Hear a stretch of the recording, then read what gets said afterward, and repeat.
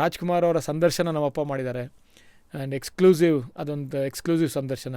ಮತ್ತು ಅದಕ್ಕಿಂತ ಮೀರಿ ನೀವು ಪಿಕ್ಚರ್ ಮಾಡಲಿಲ್ವಾ ಲಂಕೇಶ್ ಅವರು ಮತ್ತು ರಾಜ್ಕುಮಾರ್ ಅವರು ಅಂತ ಕೇಳಿದ್ರಿ.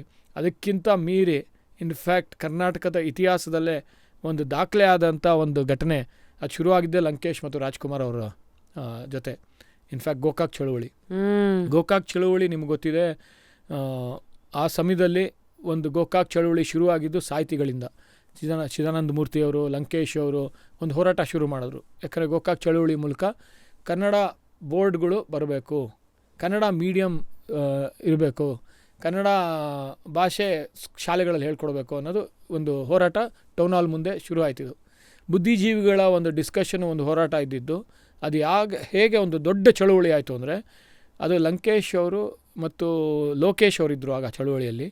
ಸೃಜನ್ ಅವರಪ್ಪ ಮತ್ತು ಚಿದಾನಂದ ಮೂರ್ತಿಯವರಿದ್ದರು. ಎಲ್ಲರೂ ಕೂತ್ಕೊಂಡು ಮಾತಾಡ್ತಾ ಇರ್ಬೇಕಾದ್ರೆ ಲಂಕೇಶ್ ಅವರು ನಮ್ಮ ಕಚೇರಿಯಲ್ಲಿ, ಇದೇ ನಿಮ್ಮ ಈಸ್ಟ್ ಆಂಜನೇಯ ಟೆಂಪಲ್ ಸ್ಟ್ರೀಟ್ ಅಂತ ಹೇಳಿದ್ರೆ ಅಲ್ಲೇನೆ, ಅದೇ ಗಾಂಧಿ ಬಜಾರಲ್ಲಿ, ಅಫ್ಕೋರ್ಸ್ ಅದು ಗೋವಿಂದಪ್ಪ ರೋಡ್ ಇದ್ದಾಗ, ಅಲ್ಲಿ ಕೂತ್ಕೊಂಡಾಗ ನಮ್ಮಪ್ಪ ಹೇಳ್ತಾರೆ, ಇಲ್ಲ ಇದು ಯಾಕೋ ಚಳುವಳಿ ಟೇಕ್ ಆಫ್ ಆಗ್ತಾ ಇಲ್ಲ, ಚಿತ್ರರಂಗದವರು ಬಂದರೆ ಎಲ್ಲ ಸೇರಿಕೊಂಡ್ರೆ ಒಂದು ಸ್ವಲ್ಪ ದೊಡ್ಡದಾಗುತ್ತೆ ಚಳುವಳಿ, ಯಾಕಂದರೆ ಅದು ಜನರು ಇನ್ವಾಲ್ವ್ ಆಗ್ತಾರೆ, ಚಿತ್ರರಂಗದವ್ರಿಗೆ ಫಾಲೋಯಿಂಗ್ ಇರುತ್ತೆ, ಯಾಕೆ ನೀವು ರಾಜ್ಕುಮಾರ್ ಅವ್ರನ್ನ ಕರೆಸ್ಬಾರ್ದು ಲೋಕೇಶ್ ಅಂತ ಕೇಳ್ತಾರೆ. ಯಾಕಂದರೆ ಲೋಕೇಶ್ ಅವರು ಆಗಲೇ ರಾಜ್ಕುಮಾರ್ ಸಿನಿಮಾಗಳು ಮಾಡ್ತಾಯಿದ್ರು ಆಗ.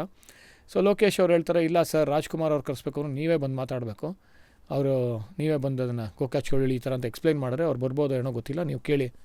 ನಮ್ಮಪ್ಪ ಹೌದಾ ಆ ಥರ ಮಾಡ್ಬೇಕಾ, ನೋಡ್ತೀನಿ ರೀ, ಯೋಚನೆ ಮಾಡ್ತೀನಿ ಅಂತ ಅಂದ್ಬಿಟ್ಟು ಅಲ್ಲಿಗೆ ಸುಮ್ಮನೆ ಆದರು. ಅದಾದ ನಂತರ ಮುಂದಿನ ಒಂದು ಸಂಚಿಕೆ ಪತ್ರಿಕೆಯಲ್ಲಿ ರಾಜ್ಕುಮಾರ್ ಅವ್ರ ಜೊತೆ ಮಾತಾಡಲಿಲ್ಲ. ನಮ್ಮಪ್ಪನ ಒಂದು ಬೇರೆ ಆಲೋಚನೆ, ಮುಖಪುಟದಲ್ಲಿ ಗೋಕಾಕ್ ಚಳುವಳಿಗೆ ಡಾಕ್ಟರ್ ರಾಜ್ ಅಂತ ಬರೆದುಬಿಟ್ರು.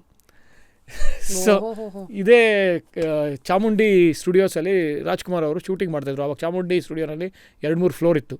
ಕನಿಯಾಮ್ ರೋಡಲ್ಲಿ 2-3 ಫ್ಲೋರ್ ಇತ್ತು. ಅವಾಗೆಲ್ಲ ಧರ್ಮೇಂದ್ರ, ಅಮಿತಾಬ್ ಬಚ್ಚನ್ ಎಲ್ಲ ಇಲ್ಲಿ ಬಂದು ಶೂಟ್ ಮಾಡೋರು. ನಾನೇನೇ ಇನ್ಫ್ಯಾಕ್ಟ್ ಶಾಲಿಮಾರ್ ಪಿಕ್ಚರು ನಮ್ಮ ಅಪ್ಪನ ಜೊತೆ ಹೋಗಿ ಧರ್ಮೇಂದ್ರ ಅವ್ರ ಜೊತೆ ಫೋಟೋ ತೆಗೆಸ್ಕೊಂಡಿದ್ದೀನಿ ಅವಾಗೆಲ್ಲ. ಸೊ ಅದಾದ ನಂತರ ನಮ್ಮಪ್ಪ ಈ ಥರ ಗೋಕಾಕ್ ಚಳುವಳಿಗೆ ಡಾಕ್ಟರ್ ರಾಜ್ ಅಂತ ಹೆಡ್ಡಿಂಗ್ ಮುಖಪುಟದಲ್ಲಿ ಲೇಖನ ಬರೆದ್ಬಿಟ್ರು. ಅಲ್ಲಿ ಚಾಮುಂಡೇಶ್ವರಿನಲ್ಲಿ ಶೂಟಿಂಗ್ ಮಾಡ್ತಾಯಿದ್ರು ಡಾಕ್ಟರ್ ರಾಜ್ಕುಮಾರ್ ಅವರು. ಅವ್ರು ಕುಳ್ಶಾಂತ ಅವರು ಇವರು ಎಲ್ಲ ಸೇರಿಕೊಂಡು ರಾಜ್ಕುಮಾರ್ ಅವರು ನಮ್ಮ ಕಚೇರಿಗೆ ಬಂದುಬಿಡ್ತಾರೆ. ಕಚೇರಿಗೆ ಬಂದ್ಬಿಟ್ಟು ನಾನು ಅವಾಗ ಚಿಕ್ಕ ಹುಡುಗ ಬಂದುಬಿಟ್ಟು ಆಫೀಸಲ್ಲಿ ಕೂತ್ಕೊಳ್ತಾರೆ, ಕ್ಯಾಬಿನಲ್ಲಿ ಕೂತ್ಕೊತಾರೆ. ಲಂಕೇಶ್ ಅವ್ರು ನಿಮ್ಮ ಥರ ಕೂತಿದ್ದಾರೆ. ಬಂದುಬಿಟ್ಟು, ಏನಿದು ಲಂಕೇಶ್ ಈ ಥರ ಮುಖಪುಟದಲ್ಲಿ ಬರೆದುಬಿಟ್ಟಿದ್ದೀರಾ, ನಾನು ಯಾವತ್ತು ಹೇಳಿದೆ ನಿಮಗೆ ಈ ಥರ ಗೋಕಾಕ್ ಚಳುವಳಿಗೆ ನಾನು ಬರ್ತಾಯಿದ್ದೀನಿ ಅಂತ. ಆವಾಗ ಒಂದು ಡಿಸ್ಕಷನ್ ಆಗುತ್ತೆ. ಇಲ್ಲ, ಕನ್ನಡ ಚಿತ್ರರಂಗ, ಕನ್ನಡ ಸಿನಿಮಾ ನಿಮಗೆ ಎಲ್ಲ ಕೊಟ್ಟಿದೆ, ಕನ್ನಡಿಗರು ನಿಮಗೆಲ್ಲ ಕೊಟ್ಟಿದ್ದಾರೆ. ಇವತ್ತು ನೀವು ಕನ್ನಡಿಗರಿಗೋಸ್ಕರ ನೀವು ಹೋರಾಟಕ್ಕೆ ಬರಬೇಕು, ನಮ್ಮ ಜೊತೆ ಸೇರ್ಕೋಬೇಕು, ನೀವು ನಾಯಕತ್ವ ವಹಿಸಬೇಕು ಅಂತ. ಅವಾಗ ಒಂದು ಟೀ ಕುಡಿತಾ ಒಂದು 5 ನಿಮಿಷ ಯೋಚನೆ ಮಾಡ್ತಾರೆ. ಇಬ್ಬರು ಕೈ ಕುಲುಕ್ತಾರೆ. ನೆಕ್ಸ್ಟ್ ಡೇಯಿಂದ ಡಾಕ್ಟರ್ ರಾಜ್ ಪ್ರತಿ ಹಳ್ಳಿಗೂ ಹೋಗ್ತಾರೆ. ಗೋಕಾಕ್ ಚಳುವಳಿ ಡಾಕ್ಟರ್ ರಾಜ್ ಅವರ ನಾಯಕತ್ವ ವಹಿಸಿ ಹಳ್ಳಿನಲ್ಲೂ ಹೋರಾಟ ಶುರು ಮಾಡ್ತಾರೆ. ಅಲ್ಲಿ ಲಕ್ಷಾಂತರ ಜನ ಸೇರಿ ಅದು ಒಂದು ದೊಡ್ಡ ಚಳುವಳಿಯಾಗಿ ಗೋಕಾಕ್ ಚಳುವಳಿ ಶುರುವಾಗಿ ಕನ್ನಡ ಭಾಷೆ ಬಗ್ಗೆ, ಕನ್ನಡ ಒಂದು ಇದ್ರ ಬಗ್ಗೆ ಒಲವು ಶುರು ಆಗುತ್ತೆ. ಜನರ ಬಗ್ಗೆ ಒಂದು ಅವೇರ್ನೆಸ್ ಕ್ರಿಯೇಟ್ ಆಗುತ್ತೆ ಅವತ್ತು. ಸೊ ಈ ಥರ ಒಂದು ಚಳುವಳಿ ಆಗಿದೆ ಅದು. ಸೊ ಇಷ್ಟೆಲ್ಲ ಘಟನೆ ಹೇಳಿ ಸೀರಿಯಸ್ಲಿ ಮೊನ್ನೆನೂ ಯುವ ಅವರು ಶೋಗೆ ಬಂದಾಗ ಅವ್ರು ಹೇಳ್ತಾರೆ, ನಮ್ಮ ತಾತ ಇಷ್ಟೊಂದು ಸ್ಟಾರ್ ಅಂತೆಲ್ಲ ಗೊತ್ತಾಗಿದ್ದು ಗೋಕಾಕ್ ಚಳುವಳಿ ಇದೆಲ್ಲದ್ರ ಮೂಲಕ. ಫೋಟೋ ಹಿಂಗೆ ನಿಂತಿರೋದು, ಬ್ಲ್ಯಾಕ್ ಆ್ಯಂಡ್ ವೈಟು, ಜನ ಇರೋದು.